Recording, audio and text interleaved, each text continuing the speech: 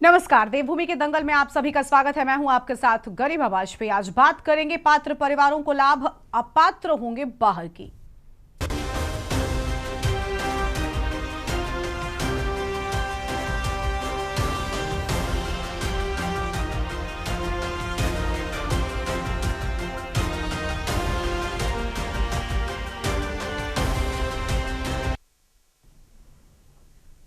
हाल ही में हुई कैबिनेट की बैठक में नियोजन विभाग के तहत उत्तराखंड में निवासरत परिवारों के लिए देवभूमि परिवार योजना का गठन किया है और इस योजना के जरिए प्रदेश में रह रहे परिवारों को एक अलग पहचान दिलाई जाएगी।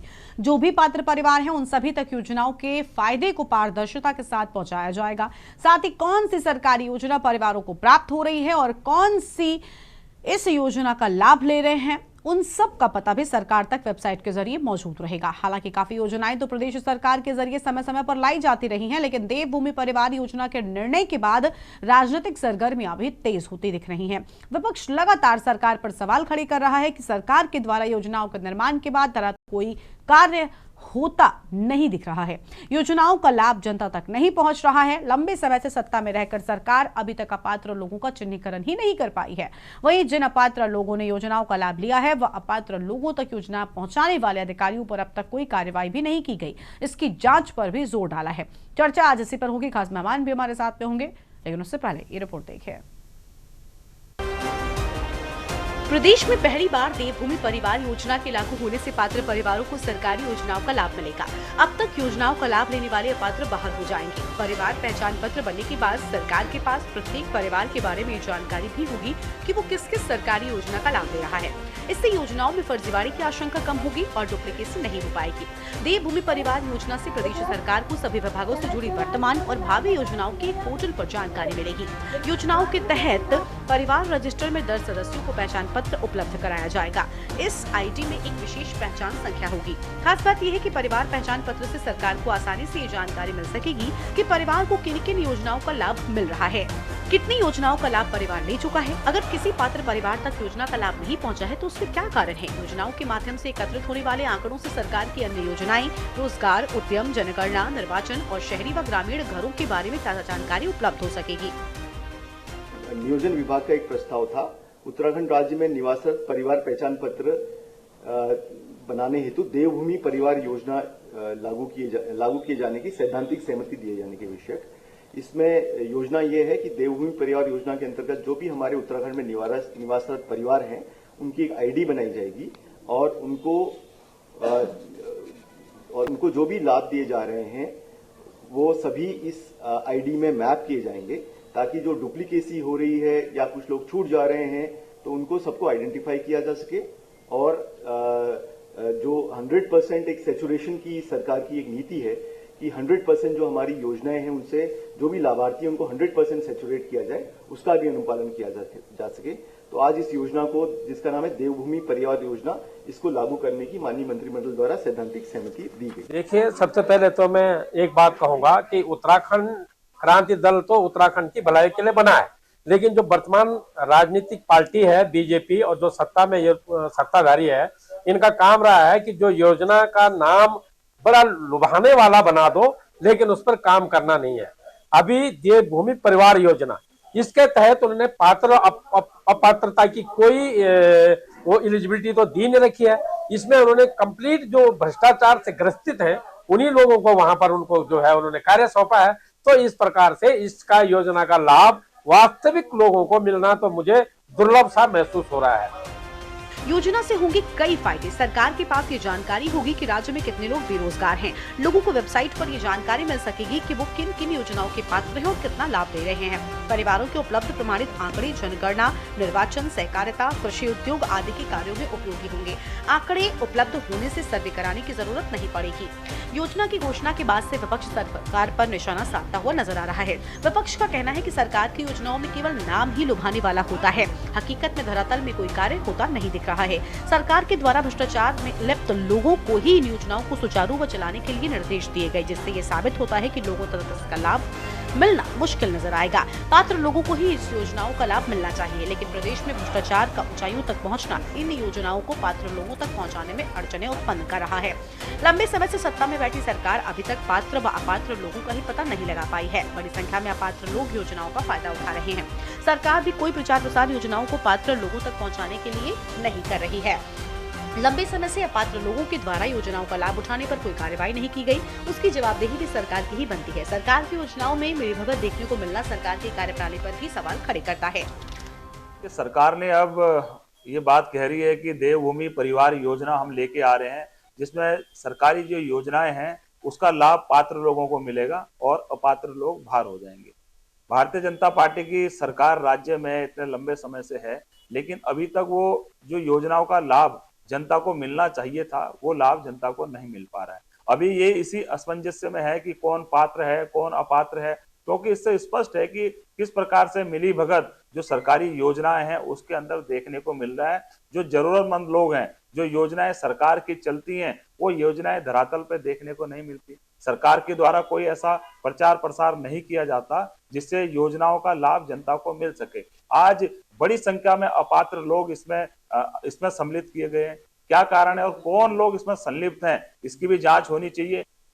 देखिए, लंबे समय से सरकार इस बात का संज्ञान ले रही थी कि सरकार की जो योजनाएं हैं उन योजनाओं का लाभ ठीक प्रकार से नीचे तक पहुंचे।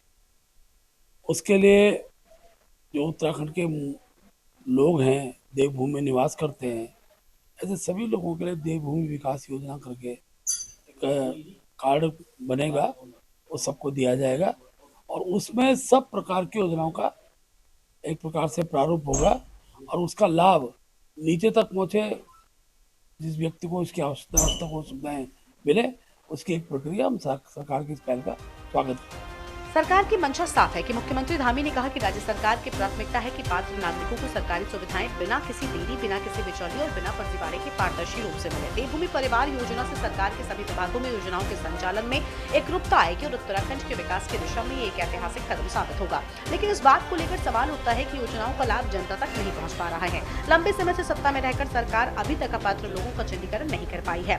वहीं जिन अपात्र लोगों ने योजनाओं का लाभ लिया है वह अपात्र लोगों तक योजनाएं पहुँचाने वाले अधिकारियों पर अब तक कोई कार्रवाई होगी, इस पर भी अभी संशय बरकरार है। Uttarakhand desk report.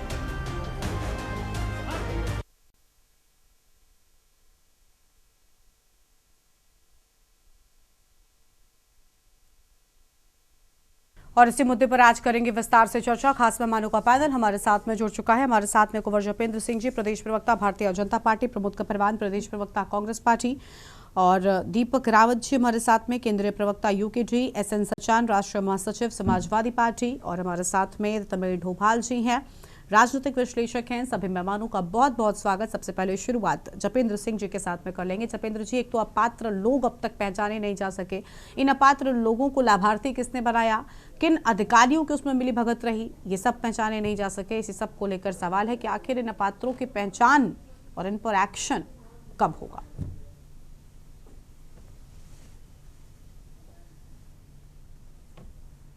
अनम्यूट कीजिए सर, अनम्यूट कीजिए जपेंद्र जी।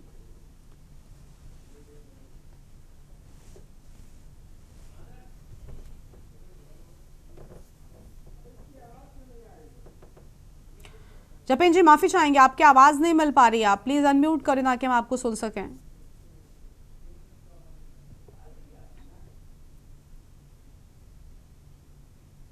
जपेंद्र जी,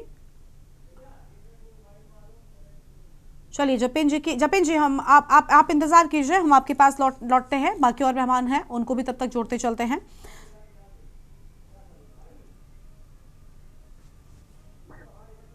दीपक रावत जी हमारे साथ में। दीपक जी, आपको आवाज मिल रहा है क्या? बिल्कुल मिल गया। गरिमा जी, आपकी आवाज आ रही है? हाँ जी दीपक जी, क्या कहना चाहेंगे आप? अभी उनकी आवाज नहीं आ रही, जपेंद्र जी के पास हम चलेंगे। देखिए, जिस स्वरूप में ये योजना बताई जा रही है, देवभूमि परिवार योजना, अपात्र पात्र, तो निश्चित रूप से गरिमा जी इलेक्शन बहुत नजदीक है इस प्रदेश में और भारतीय जनता पार्टी अब इलेक्शन मोड में आ चुकी है और एक जुमला जो है उनका इस प्रदेश को दे दिया गया है। यदि ये वास्तविक रूप से इसको अमली जामा पहनाते हैं और इस प्रदेश में अपात्र और पात्र की एक सूची बनाते हैं, या जो पात्र है उसी तक सारी सरकारी योजना का लाभ मिलना चाहिए, ऐसा कुछ करते हैं, तो निश्चित स्वागत योग्य है।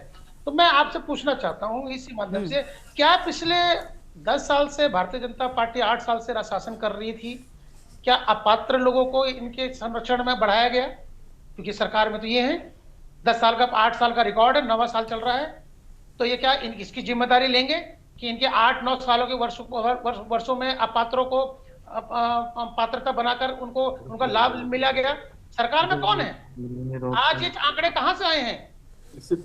ये आंकड़े चुनाव से पहले ही क्यों बताए गए हैं कि अब जानकारी कार्ड दिया जाएगा? एक योजना पे प्रश्न चिन्ह नहीं है। जो राजनीतिक लाभ लेना भारतीय जनता पार्टी चाहती है इस प्रदेश में, उस पर प्रश्न चिन्ह है। ये योजना आज से हम पूछना चाहते हैं कि ये योजना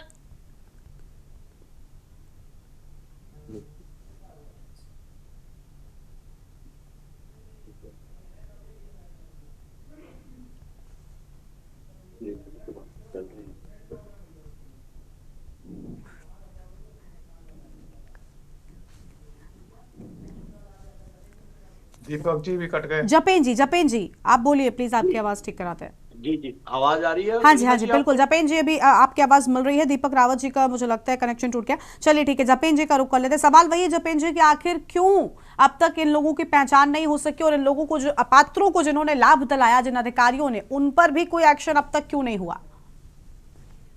गरिमा जी, आपका सवाल वाजिब है। अगर ये तथ्य निकलकर सामने आए हैं, भारतीय जनता पार्टी की सरकार में निकलकर सामने आए हैं, तो जो प्रदेश के अंदर अपात्र लोग थे, लाभ तो वो भी ले रहे थे।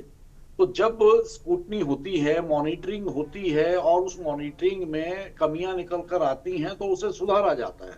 तो कहीं ना कहीं उत्तराखंड के अंदर उत्तराखंड वासियों के हरिद्वार से लेके चमोली तक और उधर बागेश्वर से लेकर विकासनगर तक पूरे हमारे 13 जिलों में जिन योजनाओं का लाभ पात्र लोगों को मिलना चाहिए, हमारे पात्र उत्तराखंड वासियों को मिलना चाहिए, उसमें वो लाभ दूसरी जगह भी डाइवर्ट हो रहा था। तो सीधी सी बात है कि जो लोग अपात्र लोग इसका लाभ ले रहे थे, तो वो जहां जिस राज्य के वो पात्र हैं, और वो डेफिनेटली उन राज्यों में भी उनके परिवार लाभ ले रहे होंगे। तो इस मॉनिटरिंग का मतलब ही ये है कि देखिए, बहुत कुछ उत्तराखंड के अंदर नया हो रहा है, उससे अन्य राज्यों को भी कुछ सीखने को मिल रहा है कि प्रदेश के लोगों का, उत्तराखंड वासियों का हक उत्तराखंड वासियों को मिले, और जो अन्य राज्यों के हैं या जो अन्य राज्यों में पात्र हैं, वहां भी वो लाभ ले रहे हैं, तो ठीक है, अच्छी बात है। लेकिन हम उत्तराखंड के संदर्भ में बात करते हैं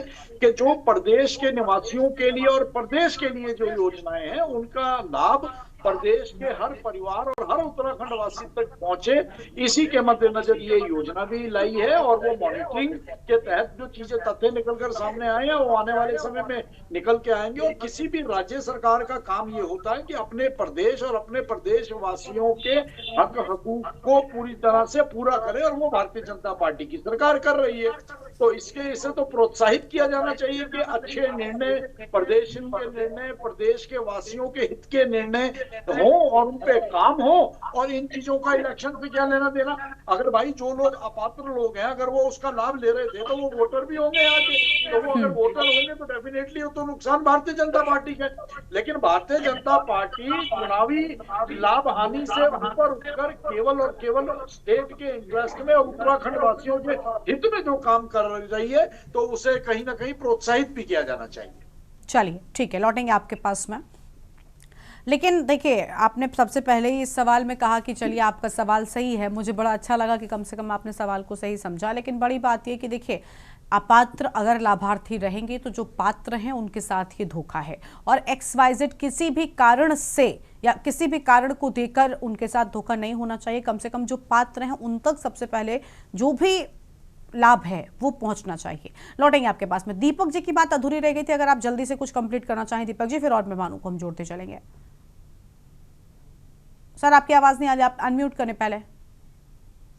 गरिमा जी, हाँ, अभी 3 दिन के विशेष सत्र में जिस प्रकार से मूल निवास की परिभाषा गठित की गई, जिस प्रकार से हरिद्वार उधम सिंह नगर को बताया गया कि ये प्रदेशवासी नहीं है, ये उसी का ही पार्ट 2 है।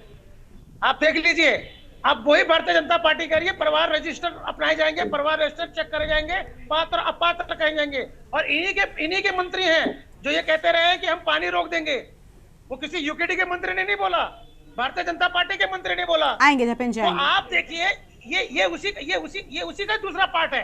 तो राजनीति पूरी भारतीय जनता पार्टी करना चाह रही है, पात्र और अपात्र के नाम पे जो समाज का जो ताना बाना है उसको बिल्कुल बिगाड़ना चाहती है अपने राजनीतिक लाभ को लेकर।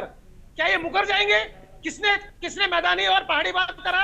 ये यूपीडी के ऊपर आरोप लगाते हैं, लेकिन सदन के अंदर चर्चा में तो आपके नेता बोलते हैं।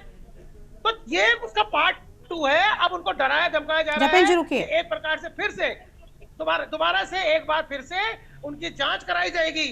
उनको बताया जाएगा कि आप अब ये बोल रहे हैं गरिमा जी प्रदेशवासी, तो मूल निवासी और प्रदेशवासी की परिभाषा भी यही गठित कर रहे हैं। देख लीजिए गरिमा जी, आपके माध्यम से पूरे चैनल के माध्यम से पूरे प्रदेश को राष्ट्र को बताना चाहता हूं कि भारतीय जनता पार्टी अपने राजनीतिक लाभ के लिए अब प्रदेशवासी और मूल निवासियों की परिभाषा गठित कर रही है। अगर यही बात यूकेडी ने कहा होता तो ये कहते हैं क्षेत्रवाद को बढ़ावा दे रहे हैं, क्षेत्रीय सोच को आगे बढ़ाते हैं। हम तो राष्ट्रीय सोच वाले हैं। अरे राष्ट्रीय सोच है तो ये इस तरह की बातें आपके नेता लोग कैसे कर रहे हैं?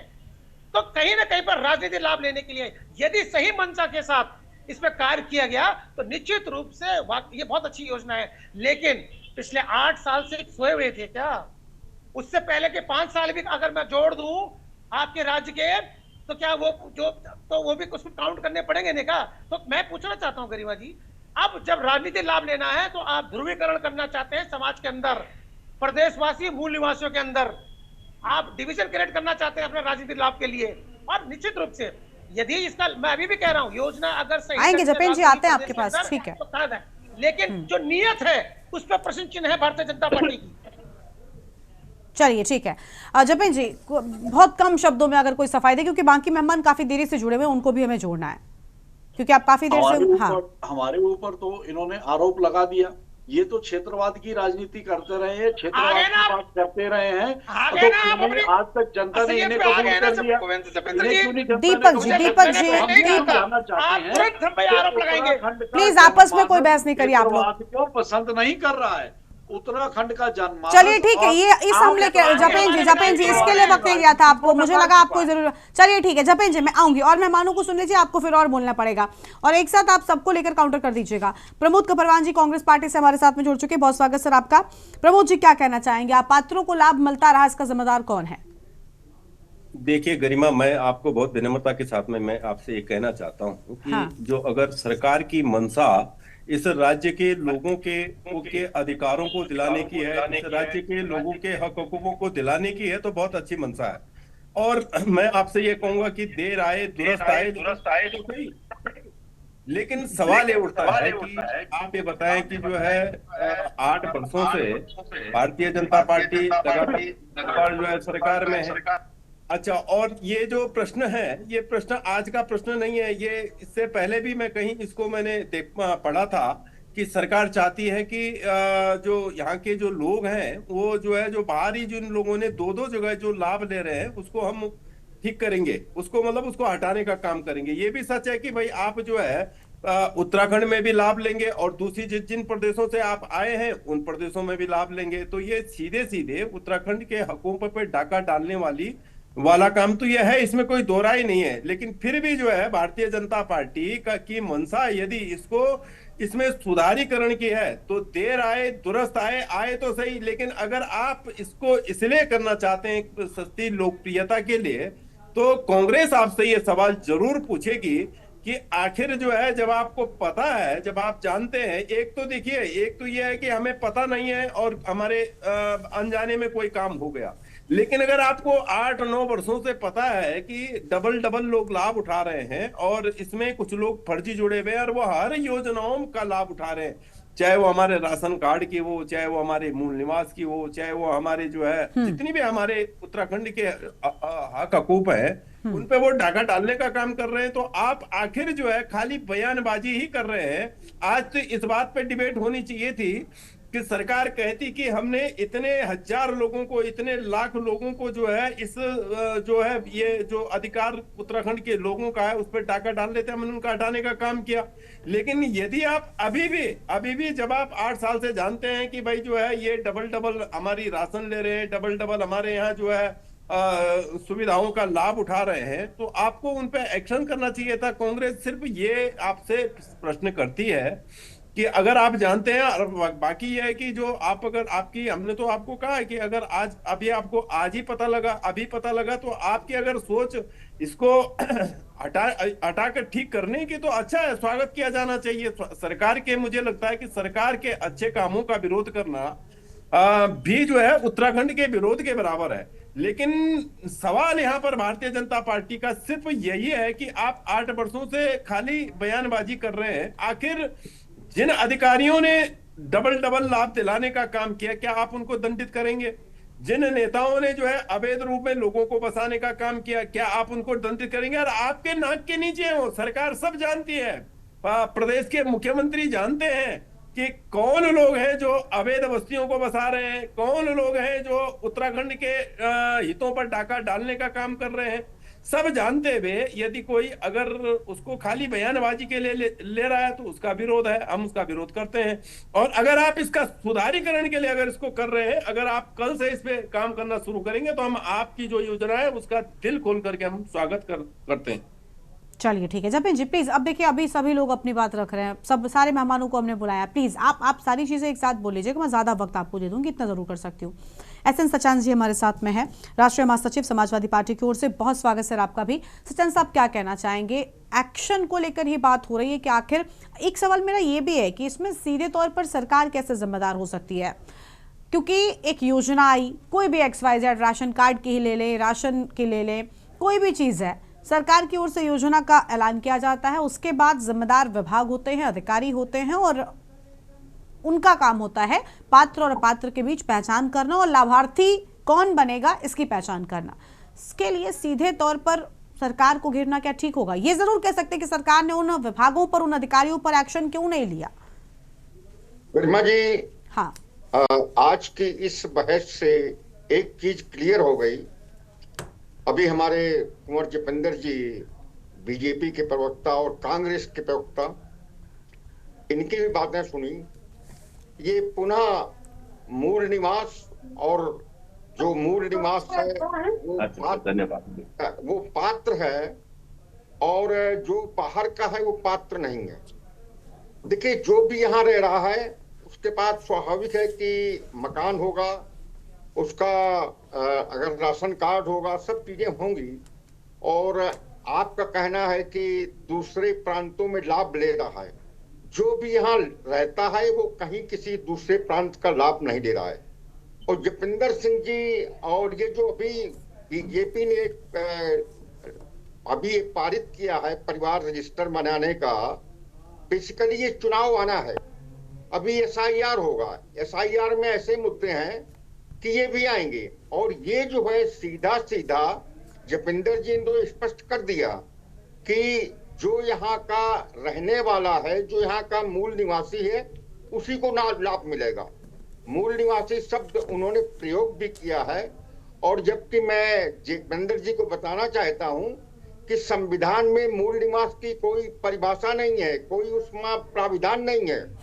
डॉक्टर साहब माफी चाहेंगे, आप थोड़ा सा चूक रहे हैं। आपने ना तो हमारा बयान ध्यान से सुना और आप थोड़ा सा चलिए जपेन जी, मैं बस सचान साहब के बाद आपको वक्त दे दूंगी। उसके सुनिए जपेन जी डॉक्टर साहब को करेक्ट कर देना चाहिए। बिल्कुल बिल्कुल, नहीं, मैंने सुन लिया है। मैंने जपेंद्र जी के निवासियों की बात करिए। मैं जपेंद्र जी मैंने सुन लिया है और हमारी यूनिवर्सिटी के प्रवक्ता ने उसका जवाब भी दिया था। निर्माण के समय से रह रहा है वो उत्तराखंड का आपने उस बात का जवाब भी दिया था। और यूकेडी के प्रवक्ता की मैं बातों से पूरी तरीके से सहमत हूँ। जो उनके ऊपर एक चार्ज लगा करता था कि क्षेत्रवाद की राजनीति करते हैं, तो आज क्लियर हो गया कि यूकेडी नहीं कर रहा है इस ऊपर, बल्कि कांग्रेस और बीजेपी दोनों मिलकर कर रही हैं। चलिए ठीक, जपेन जी उनको कंप्लीट करने दीजिए, मैं आपके पास आ जाऊंगी डोभाल जी से पहले। गरिमा जी, ये डॉक्टर साहब ने तो पूरी डिबेट का जो है कॉन्सेप्ट ही चेंज कर दिया। इन्होंने कहा हमारा बयान सुना, क्षेत्रवाद वाली बात पे वो आपको घेर रहे हैं। उत्तराखंड के निवासी की बात हुई है, उत्तराखंड के आप ही बताइए, ये देखिए कांग्रेस के जमाने में अब आप लोग अगर एक एक करके बोलेंगे ना, सुनिए अब मिलता है, आप गलत है, बिल्कुल आप गलत है। पात्र कोई है ही नहीं। आप ये क्यों कहते हैं कि ये पात्र है, और अपात्र अगर ले रहे हैं तो उसका फिल्म किसका है? फिल्म किसका है अगर अपात्र लाभ दे रहे हैं? ये केवल चुनाव की वजह से एक नया सगुफा छोड़ा गया है, नहीं तो गुरुजी केवल एक करके प्लीज उनको कंप्लीट करने दीजिए, फिर वापस से आएंगे। प्लीज सभी मत बोलिए। ये कहना चाहता हूँ कि भाई ये क्यों नहीं कहते हैं कि पात्रों को क्यों दिया जा रहा है, उसका जिम्मेदारी किसकी है? चलिए ठीक है, लौटेंगे। अभी इनसे हम ये सवाल करेंगे कि आखिर क्यों आखिर अपात्रों की पहचान नहीं की जा रही है, इसके लिए सीधे तौर पर जिम्मेदार सरकार कैसे है, इस पर भी चर्चा को आगे बढ़ाएंगे। उससे पहले एक छोटा सा ब्रेक के लिए आप रोकने का मजा आएगा, फौरन हासिल होंगे। आप देख रहे हैं के न्यूज।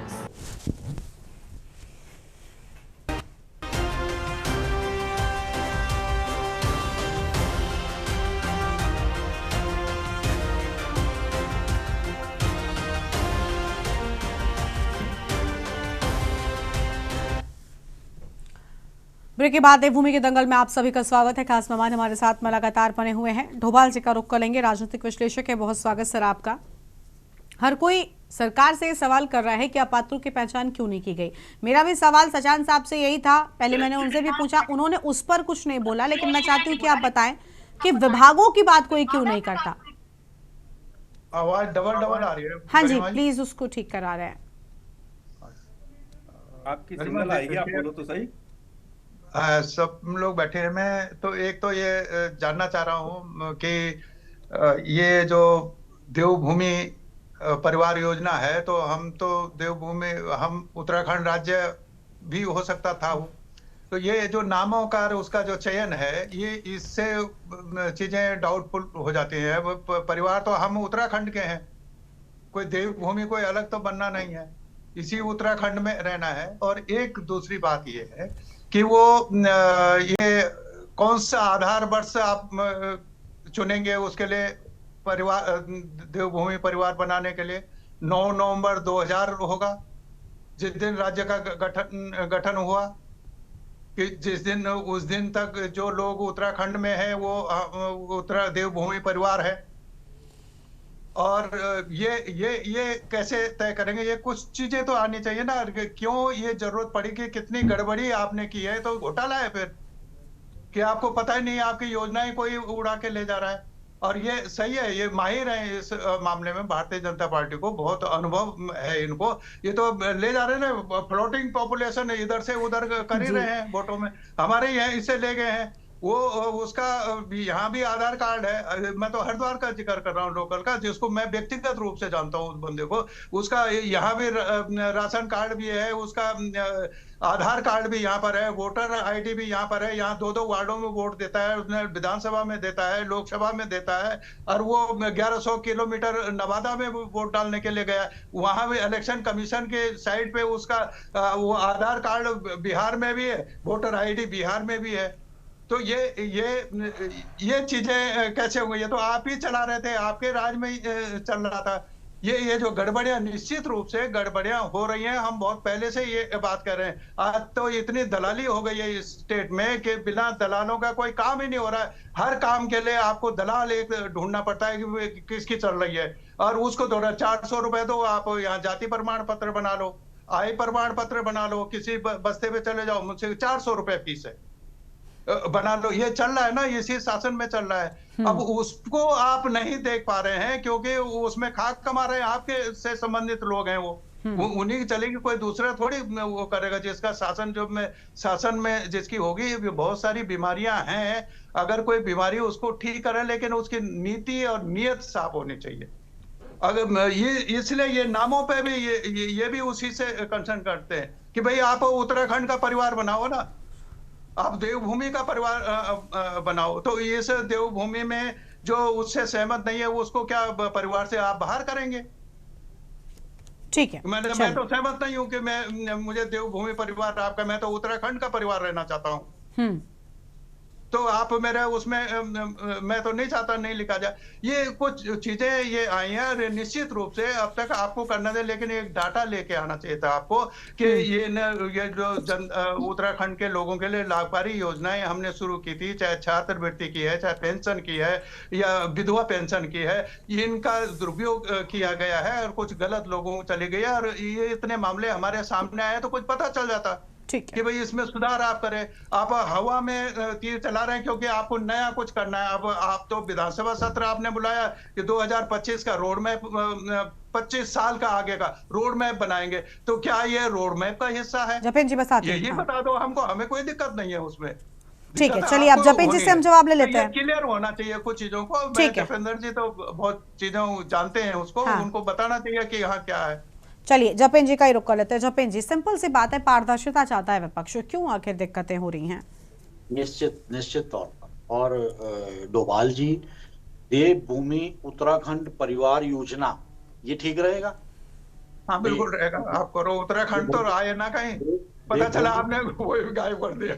नहीं, देवभूमि तो उत्तराखंड ही है ना। और यहाँ फिर हमारे साथ पड़ोसी राज्य हिमाचल को कहा जाता है, तो ठीक है, आपकी बात को ही आगे बढ़ाते हैं। देवभूमि उत्तराखंड परिवार योजना हम शुरू करेंगे। और दूसरी बात देखिए, जब अभी आप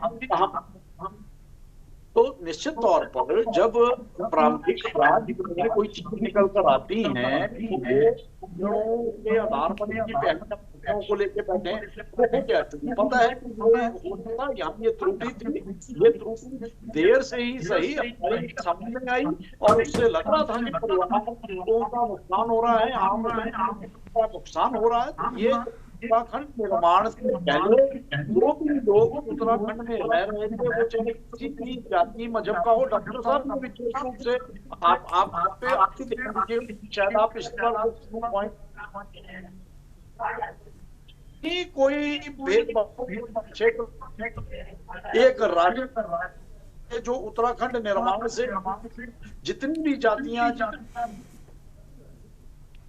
माफी चाहेंगे जपेन जी, आपकी आवाज नहीं आ पा रही है ठीक तरीके से। जी गरिमा जी, अब आ रही है? बोलिए सर।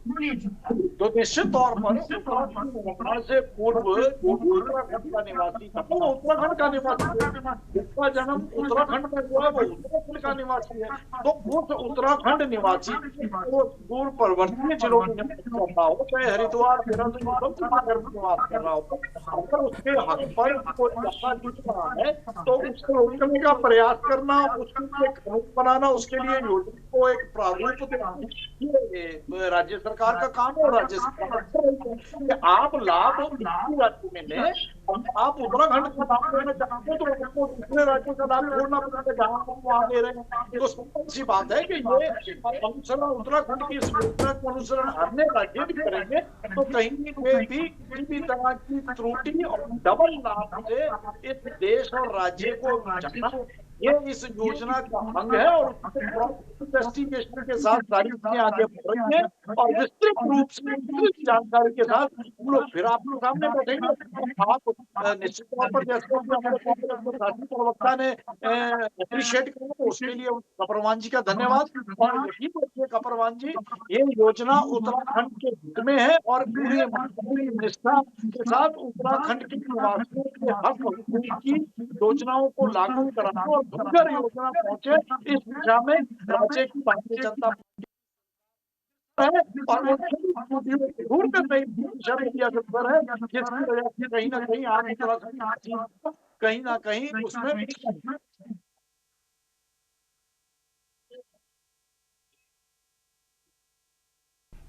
दीपक जी का रुख कर रहे थे, केंद्रीय प्रवक्ता यूकेडी की ओर से हमारे साथ में। दीपक जी कुछ कहना चाह रहे थे आप? गरिमा जी, भारतीय जनता पार्टी के प्रवक्ता की बात को मैं समझने की कोशिश करूं तो मैं आपको जानकारी दे दूं, इस प्रदेश में जब यूकेडी बोलती है कि मूल निवास 1950, तभी हम पे आरोप लगाते हैं कि हम इस बात को हम जो वैमनस्य फैलाना चाहते हैं समाज के अंदर। और जब इन्हीं के धर्मपुर विधायक विनोद चमोली जी कहते हैं कि मेरा मूल निवास 1950 का है, तब ये बहुत सहजता से उसको स्वीकार कर लेते हैं। तो मैं आपके माध्यम से पूछना चाहता हूं, इस प्रदेश में बड़ी विकट स्थिति बनी हुई है कि यदि 2025 में किसी को अपना ओबीसी, एसटी और एससी का सर्टिफिकेट बनाना हो तो उसको यह बताना पड़ता है कि इस प्रदेश में 1985 से पूर्व उसका परिवार इस प्रदेश में रह रहा है। आप देख लीजिए क्या बात कर रहा हूं, समझ लीजिए इस बात को मैं किसका समझना चाह रहा हूं। और कुछ जो चर्चा अभी चली विशेष सत्र में, जहां पर जो लक्सर के विधायक थे उनके बीच में, धर्मपुर के विधायक के बीच में जो चर्चा चली, एक नई बात निकल के आई कि वो कहते हैं कि 9 नवंबर 2000 को मान लिया जाए कि किसी भी जाति, धर्म, संप्रदाय का व्यक्ति अगर इस प्रदेश में है तो उसको मूल निवासी माना जाए। तो मैं भारतीय जनता पार्टी के प्रवक्ता से स्पष्ट करना चाहूंगा कि आप 1950 जो यूकेडी और विनोद चमोली कह रहे हैं उसको मान रहे हैं, या एससी, एसटी, ओबीसी के सर्टिफिकेट के लिए जो सरकारी विभाग है वो 1985 का पूर्व का उनका परिवार यहाँ निवास करता है या नहीं करता है, इस बात को मान रहे हैं, या जो अब एक नया सुगुफा भारतीय जनता पार्टी और उनके नेताओं ने छेड़ा है कि 9 नवंबर 2000 से पूर्व जो यहाँ पर रहता है वो यहाँ का मूल निवासी है। ये स्पष्ट तो करें, किस बात को लेकर ये अपना परिवार रजिस्टर बनाएंगे, देवभूमि उत्तराखंड का परिवार रजिस्टर बनाएंगे, किस डेट को लेकर बनाएंगे? नहीं, मूल निवास एक अलग मुद्दा है, अभी तो मूल निवास एक अलग मुद्दा है, लेकिन हाँ ये बिल्कुल ठीक बात है कि उसी से पात्रों की पहचान भी हो सकती है। परिवार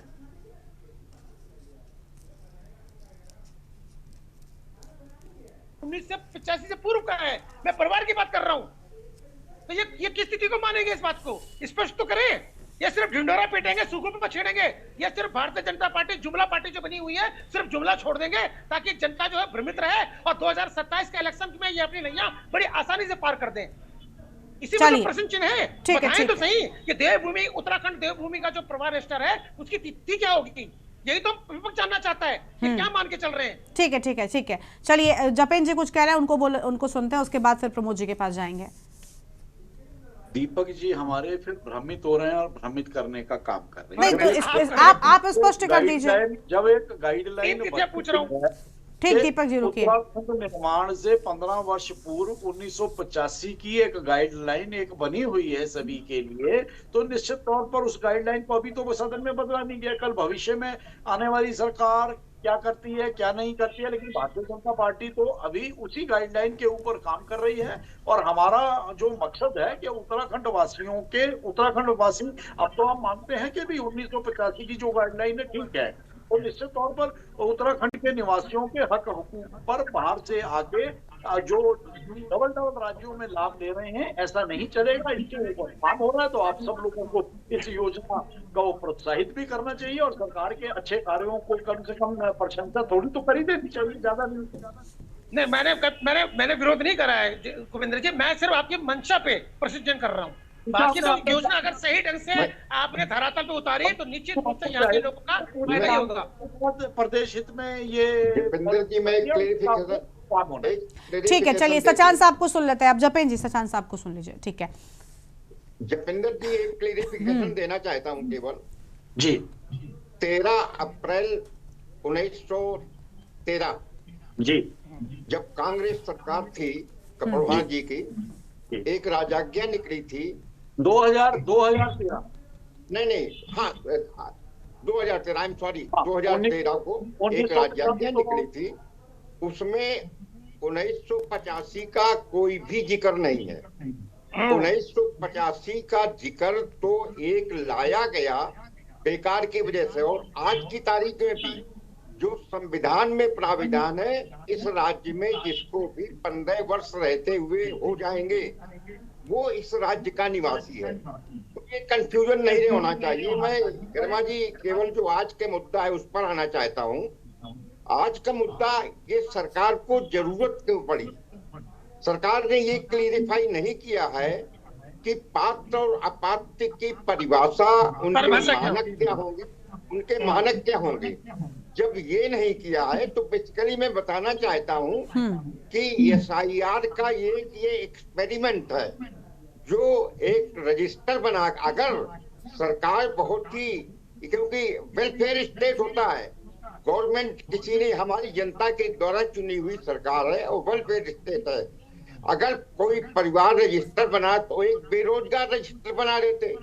रतन मणि डोभाल जी शायद एग्री करेंगे कि भाई बेरोजगारी का एक रजिस्टर बनाओ, हमारे कितने बेरोजगार हैं और उनके कल्याण के लिए हम क्या कर रहे हैं।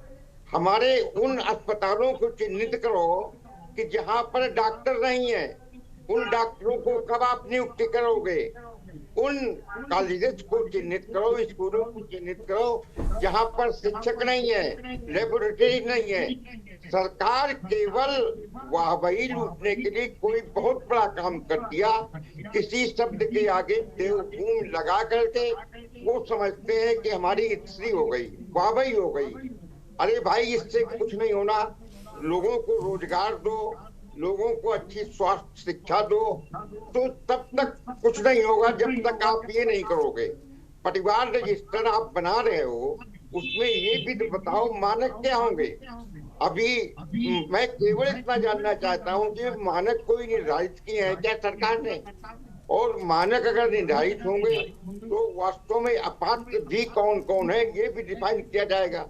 और अपात्र क्यों है, लाभ क्यों ले रहे हैं, इसकी जिम्मेदारी विपक्षी दलों की तो नहीं है, इसकी जिम्मेदारी तो सरकार की है। अभी तक उन अधिकारियों को क्या कार्रवाई की गई जो अपात्रों को दे रहे हैं। ठीक है, चलिए। रतनमणि डोभाल जी हैं। जपेंद्र जी, थोड़ा सा इंतजार करिए। आप हर अगर प्रवक्ता के बाद बोलेंगे तो फिर बाकी लोग क्या करेंगे। राजनीतिक विश्लेषक हैं डोभाल जी, उनको पहले सुन लेते हैं। सर, पारदर्शिता को लेकर बहुत सिंपल सा आज मुद्दा है। मुझे लगता है आज का जो विषय है ऐसा, उसमें कोई बड़ी राजनीति नहीं है। अगर विभाग अपनी जिम्मेदारी ही सही तरीके से कर लें तो सरकारों पर शायद प्रश्न चिन्ह खड़ा ही नहीं होगा। लेकिन क्यों आखिर ये जो भी घपला होता है, कह लें, अपात्रों को लाभ दिया जाता है, इसके पीछे वजह क्या होती है आखिर? क्या सरकार को ये डायरेक्टली इनडायरेक्टली लाभान्वित करते हैं? करीबन देखो, एक तो सबसे बड़ा लाभ तो जो भ्रष्टाचार वाली जो सिस्टम में घुस गया है, घुन की तरह, वो कहते हैं ना गेहूं के साथ घुन भी वो जो घुस गया बड़े स्तर पर। और ये मैं ये समझता हूँ कि सरकारें जो हमारे निर्वाचित जनता की जो सरकारें हैं वो पंगु हो गई हैं इस सिस्टम से, क्योंकि उन्हें उस सिस्टम से काम भी लेना है। बिना उसके तो वो सरकार तो अस्थायी रूप से वही है। तो आप 5 साल वाले हैं, जो सरकारें ये योजनाएं बना रही हैं ये तो 5 साल वाली हैं। लेकिन जो अस्थायी सरकार है, जो वहां जो घुस गए समस्याएं, जो ये सारी समस्याएं पैदा कर रहे हैं, वो चिंता का विषय बनती है। वो सरकारों तक जब चीजें जाती है तो वो भी उस पर सोचते हैं। कुछ चीजें राजनीतिक रूप से होती हैं। पता नहीं, जपेंद्र जी ने बताया नहीं क्या दिसंबर वगैरह में चुनाव करा रहे हैं क्या ये, कि उससे पहले ये कुछ कर रहे हैं जल्दी, अभी तो आपके पास समय था। तो हो सकता है कि वो भी हो और ये उस तरफ भी जाना चाह रहे हूं तो उसमें, लेकिन ये बहुत जरूरी है। और ये मैं समझता हूं कि सबके लिए ये दिक्कत वाली बात होगी, भारतीय जनता पार्टी के लिए भी, कि ये चयनित पात्र और अपात्र का चयन करना, ये पहले आपको क्लियर करना पड़ेगा। पात्र कौन होगा, अपात्र कौन होगा। क्या वो पात्र होगा जो यहाँ भी, जिसके पास आधार कार्ड है और जो इसका यहाँ पर जाति प्रमाण पत्र है, और वो बिहार में भी है, वो दो राज्यों में, वो उत्तर प्रदेश में भी है। ये चीज, ये बड़ा, ये वो कहते हैं ना कि ततैयों के छत्ते में वो हाथ डालने वाला मामला है कि, और इस पर क्या होगा, राजनीति वाले राजनीति करेंगे, लेकिन सबसे ज्यादा जो नुकसान होगा, जो हमारा जो लोगों की एकता है, जो भाईचारा है, उसमें जो कड़वाहट पैदा होती है, वो उसकी भरपाई नहीं हो सकती है। मैं ये समझता हूँ कि इस सब चीज से बचा जाना चाहिए। हम सबसे जो उत्तराखंड में आज है, कोई किसी भी तरीके से आया, कोई राजा आपके प्रचार से आया कि उत्तराखंड में बहुत बयार आ रही है तो लोग रोजगार के लिए भागे चले आए हैं, कोई झुग्गी में रह रहा है, झोपड़ी में रह रहा है, वो सारे चीज भी रहेंगे। लेकिन वो है तो भारत के लोग। आप ये कह सकते हैं कि जो भारत का नहीं होगा उत्तराखंड में, उसके हम अपात्र मानेंगे। लेकिन अगर हम भारत के ही नागरिक हैं तो वो पात्र हैं सब, उनको कैसे आप वो करेंगे। जपेन जी को सफाई देना होने वाली है, हमारे लिए नहीं है। ठीक है, जपेन जी। गरिमा जी, अब हमारे पास 2 सवाल हो गए, एक हमारे रतनमणि डोभाल जी का और एक डॉक्टर सचमन जी का। हम बार बार इसलिए फिंगर अप कर देते हैं कि हमें लगता है कि इस मुद्दे में जवाब दे देना चाहिए। एज पर कॉन्स्टिट्यूशन, हम रतन मणि जी ने भी लाइन ऐड करी है, तो आप भी थोड़ा सा इस पे ध्यान दीजिएगा, अगर कहीं हम रॉन्ग हो तो एकदम आप हमें टोक दीजिएगा। एज पर कॉन्स्टिट्यूशन अगर हमारे देश के किसी भी नागरिक को किसी भी राज्य में जाकर रहने का अधिकार है, और वो अगर किसी अन्य राज्य में जाकर रह रहा है और उसे उस अन्य राज्य में जाकर रहते हुए 15 साल हो जाते हैं, तो उसे उस राज्य का अस्थायी निवासी माना जाता है। अस्थायी निवासी, स्थायी निवासी नहीं, अस्थायी निवासी माना जाता है। और उसके बाद जो उस राज्य को अधिकार है कॉन्स्टिट्यूशन के अकॉर्डिंग कि वो अपने राज्य की सीमाओं के अंदर अपने राज्य के निवासियों को डिफाइन करने के लिए अपनी पॉलिसीज बना सकता है। तो जैसे उत्तराखंड में कट ऑफ डेट 1985 है, कुछ लोगों का कहना था कि नहीं ये 2000 होनी चाहिए, लेकिन वो 1985 अभी चल रही है। तो ऐसे में जो अस्थायी निवासी हैं, वो जिस राज्य के स्थायी निवासी हैं वो वहां पात्र हैं।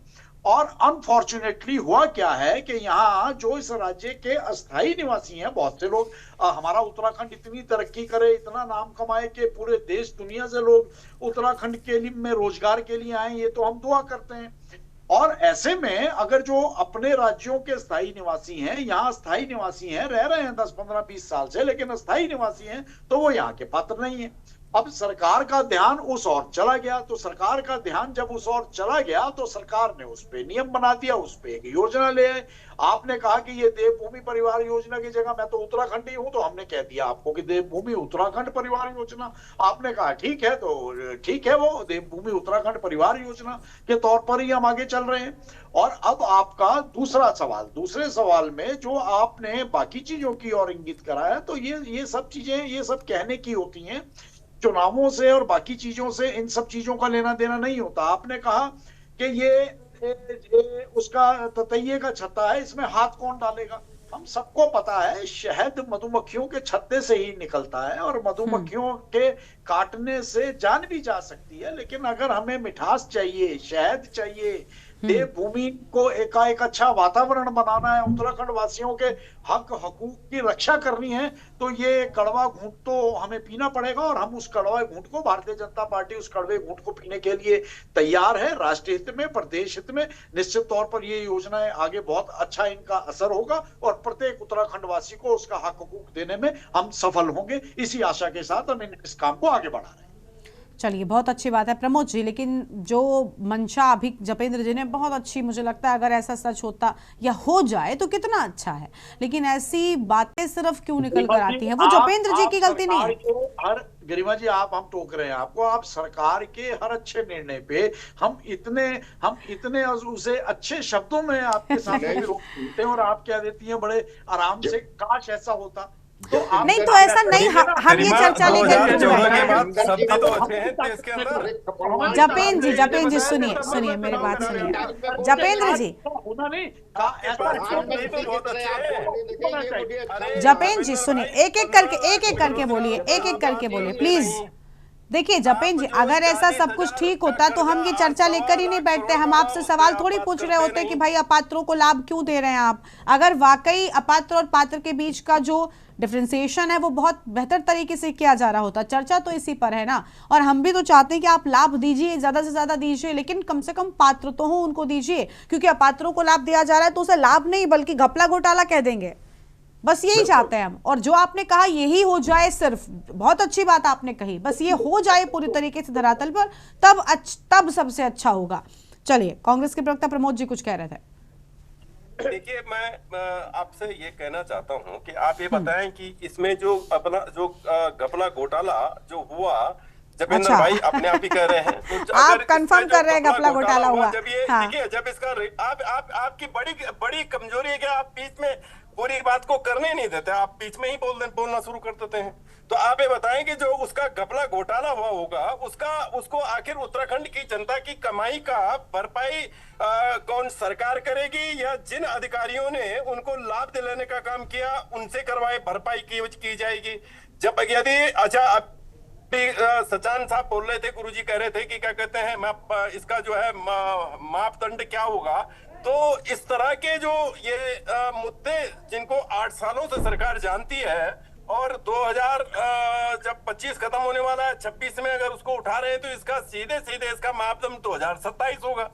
कुंवर भाई को मैं बताना चाहता हूं। और दूसरा मैं आपसे ये कहना चाहता हूं कि इस प्रदेश के अंदर छोटा सा प्रदेश है, 13 जिलों का जो छोटा सा प्रदेश है, पर्वतीय बाहुल्य प्रदेश है, और इस छोटे से प्रदेश में 15 लाख हमारे पास जो है पोस्ट ग्रेजुएट, हमारे पास में ये नीति आयोग की रिपोर्ट है कि 15 लाख बेरोजगार हमारे प्रदेश के अंदर खड़े हैं, लेकिन उन पे जिक्र होता नहीं है। अभी आपने कहा देवभूमि जो परिवार का जो रजिस्टर बनेगा, तो उन्होंने कहा कि अब हमने इसको उत्तराखंड कर दिया। तो मैं जपेंद्र भाई से यही कहना चाह रहा था कि पहले उत्तर प्रदेश में योगी आदित्यनाथ नाम बदल रहे थे, फिर रेखा गुप्ता ने भी नाम बदलने का काम किया। क्या अब यहाँ उत्तराखंड में जो है चैनल पे बैठ के क्या जपेंद्र भाई भी नाम बदलेंगे? अभी आप देवभूमि आपकी परिवार योजना है तो आप उसको उत्तराखंड लगा ही नहीं सकते। आपकी सरकार ने और आपके मुख्यमंत्री ने उसको देवभूमि परिवार योजना की है, जिस देवभूमि परिवार योजना से कांग्रेस को आपत्ति नहीं है, क्योंकि यूं तो भारत हमारा देवभूमि है, लेकिन उत्तराखंड को तो हम देवभूमि मानते ही मानते हैं। और जब देवभूमि का नाम आता है तो सीधे सीधे उत्तराखंड, एक तरफ से उत्तराखंड आता ही है मन में कि भाई उत्तराखंड जो है। पर सवाल नाम बदलने का नहीं है, सवाल ये है कि सरकार जब 8 वर्षों से जानती है कि इस प्रदेश के अंदर दोहरे लाभ लिए जा रहे हैं, इस प्रदेश के जो मूल निवासी के हकों पर लोग डाका डाल रहे हैं, तो आखिर 2025 खत्म होने वाला है, 26 में ही सरकार को इसकी याद क्यों आई? ये प्रश्न ये उठता है। और फिर अब ये बताएं कि इसकी समय सीमा कितनी होगी कि वो जो अर्जी फर्जी और प्रदेशों से माना लाभ ले रहे हैं, इनके हिसाब से तो उनसे जो उन्होंने लाभ लिया उसकी भरपाई क्या सरकार करेगी या वो अधिकारी करेंगे जिन्होंने उनको लाभ दिलाने का काम किया? कांग्रेस आपसे ये सवाल पूछना चाहती है। चलिए ठीक है, डोभाल जी जल्दी से आप कुछ रिएक्शन देना चाहेंगे? नहीं, ये जो कांग्रेस प्रवक्ता कह रहे हैं वो बड़ा सवाल है। ये चीज तभी आई पे भी एजेंडे में कि कई गड़बड़ियां हो रही हैं, तो वो गड़बड़ियों को नियंत्रित करने के बजाय आप एक और योजना ले आए हैं। अब ले आए हैं तो उसको कीजिए, लेकिन ये सही है कि जो हमारा जो खजाना है, सरकार का खजाना, मतलब मेरा खजाना है, वो किसी बाहर का नहीं है। अगर उसको आप लुटवा रहे हैं, आप उसको देख रहे हैं, कोई कार्रवाई नहीं हो रही है, तो ये भी एक चिंता की बात है और उस पर कार्रवाई होनी चाहिए। दूसरा ये है कि ये हर कोई ये राजनीतिक चश्मे से चुनाव के इलेक्शन के हिसाब से आप चीजों को ला रहे हैं। हाँ। आखिरी वर्ष में जब आपको जाना है, तो इसलिए मैं कहा कि नीति और नियत का भी सवाल है इस पर। चलिए ठीक है, जल्दी से जपिन जी बस एक लाइन में कुछ कहना चाहें आप। डोभाल जी ठीक बात कही कि ये जनता का धन है और जनता के धन की और जनता की योजनाओं की रखवाली के लिए सरकार होती है। और जो इस राज्य के निवासी नहीं है लेकिन इस राज्य में कुछ लंबे समय से रह रहे हैं और अन्य राज्यों में जहाँ के वो स्थायी निवासी हैं वहां भी लाभ ले रहे हैं, यहाँ भी लाभ ले रहे हैं, तो उसे रोकने की दृष्टि से ये ईमानदारी से काम शुरू किया गया है। तो निश्चित तौर पर अगर वो यहाँ पे लाभ ले रहे हैं और ये चीजें संज्ञान में आई है, तो कई जगह वो वोटर भी बन गए हैं, तो वो तो अगर हम उनके खिलाफ जाते हैं तो हमारा नुकसान होगा ना। लेकिन ऐसा नहीं है कि मीठा मीठा हम खाएं, कड़वा कड़वा आप खाओ। तो भारतीय जनता पार्टी की चलिए, लेकिन देखिए हम विपक्ष को इसमें जगह नहीं देते, हम विपक्ष के लिए कोई सवाल भी नहीं छोड़ते, लेकिन हम बस ये चाहते हैं कि आप पात्र के बीच का जो अंतर है वो बिल्कुल साफ कर दीजिए, पारदर्शिता ला दीजिए, फिर कोई चर्चा का मुद्दा ही इस पूरे मामले में नहीं बचा है। चलिए, बहुत शुक्रिया आप सभी मेहमानों का हमारे साथ चर्चा में आने के लिए और अपनी बात रखने के लिए। देवभूमि के दंगल में आज हम बात कर रहे थे पात्र और अपात्र के बीच में हो रहे अंतर ना लाने को लेकर, क्योंकि जिस तरीके से अपात्रों को लाभ मिल रहा है उसके बाद लगातार देवभूमि में इस पूरे मुद्दे को लेकर सवाल भी उठ रहे हैं कि आखिर पारदर्शिता कब आएगी। कार्यक्रम में इतना ही। तमाम बड़ी खबरों के लाभ देखते हुए के न्यूज़ इंडिया। इसी बीच लखीमपुर से खबर सामने आ रही, पहले उसका रुख कर लेंगे। बड़ी खबर आपको हम लखीमपुर से बताते हैं। तेज रफ्तार ट्रक ने 3 छात्राओं को रौंदा। लखीमपुर से बड़ी जानकारी आपको हम बता दें।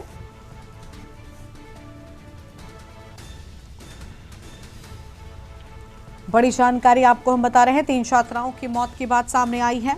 तीनों छात्राओं की मौत हुई।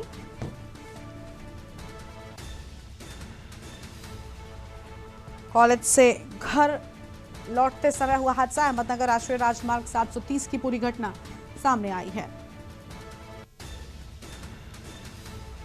पुलिस ने एम्बुलेंस से सामुदायिक स्वास्थ्य केंद्र भेजा।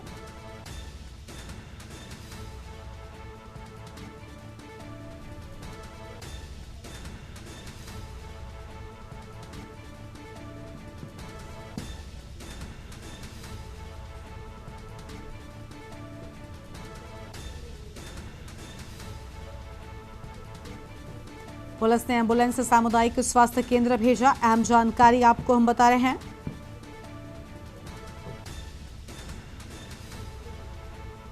कॉलेज से घर लौटते वक्त हुआ हादसा। अहमदनगर राष्ट्रीय राजमार्ग 730 की पूरी घटना सामने आई है। पुलिस ने एम्बुलेंस सामुदायिक स्वास्थ्य केंद्र भेजा। बड़ी जानकारी आपको हम बता रहे हैं। अक्षय श्रीवास्तव हमारे साथ में हमारे संवाददाता जुड़ चुके हैं। अक्षय, पूरी जानकारी क्या है? 3 छात्राओं की इस दर्दनाक हादसे में मौत हो गई। जी अगर मैं बता दूं, ये जनपद लखीमपुर खीरी के गोला कोतवाली क्षेत्र का मामला है पूरा। और ये जो 3 छात्राएं थी, डिग्री कॉलेज की छात्राएं थी, तीनों एक ही स्कूटी पे सवार होकर अपने घर के लिए जा रही थी। छुट्टी हो गई थी विद्यालय में। उसके पीछे से वो कंटेनर आ रहा था, वहां जोरदार टक्कर मारी। इस टक्कर लगने से तीनों छात्राओं की मौके पर ही मौत हो गई। शुक्रिया अक्षय आपका हमारे साथ जुड़ने के लिए और अहम जानकारी के लिए। लखीमपुर से खबर है, तेज रफ्तार ट्रक ने 3 छात्राओं को रौंदा। तीनों की मौत की बात सामने आई है।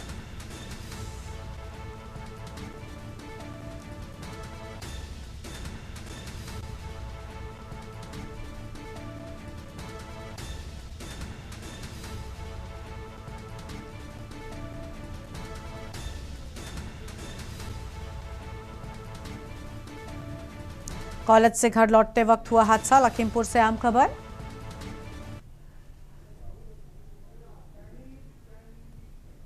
एक और अहम जानकारी लखीमपुर से ही सामने आ रही है, उसका भी रुख करेंगे। बड़ी जानकारी आपको लखीमपुर से, जहां पर संगाही पहुंची गुजरात एटीएस की टीम। बड़ी जानकारी लखीमपुर से आपको हम बता रहे हैं। एटीएस टीम ने सुहेल के घर दबिश दे गिरफ्तारी की। सुहेल पर आतंकी गतिविधियों में संलिप्तता का आरोप। बड़ी जानकारी लखीमपुर से। छापेमारी के दौरान मौजूद रही स्थानीय पुलिस। एटीएस टीम ने सुहेल के घर पर दबिश देकर गिरफ्तारी की है। सुहेल पर आतंकी गतिविधियों में संलिप्तता का आरोप। छापेमारी में मौजूद रही स्थानीय पुलिस। अक्षय एक बार फिर से हमारे साथ में जुड़ चुके हैं। अक्षय, एटीएस की टीम पहुंची है, पूरी जानकारी क्या है? गिरफ्तारी भी हुई है। जी अगर मैं बता दूं, ये जनपद लखीमपुर खीरी के सिंगाही झाला का मामला है। सुहेल नाम का व्यक्ति, जिसको गुजरात एटीएस ने भी कुछ दिन पूर्व ही गिरफ्तार किया था आतंकवादी घटनाओं में शामिल होने के आरोप में। वहीं सुहेल के घर में आज सुबह एटीएस की टीम और वहीं सिंगाही लोकल पुलिस की भी टीम पहुंची थी। इसके बाद उनके परिवारजनों से पूछताछ जारी है और एटीएस की जो टीम है वो मौके पर भी मौजूद है और पूछताछ उनके परिजनों से कर रही है। शुक्रिया अक्षय आपका हमारे साथ जुड़ने के लिए और अहम जानकारी के लिए। बड़ी खबर लखीमपुर से। एटीएस टीम ने सुहेल के घर पर दबिश देकर गिरफ्तारी की है। सुहेल पर आतंकी गतिविधियों में संलिप्तता के आरोप की बात सामने आई है।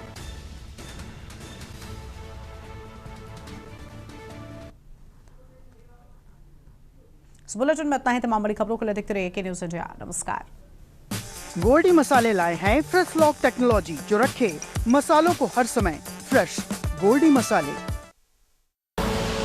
आप देख रहे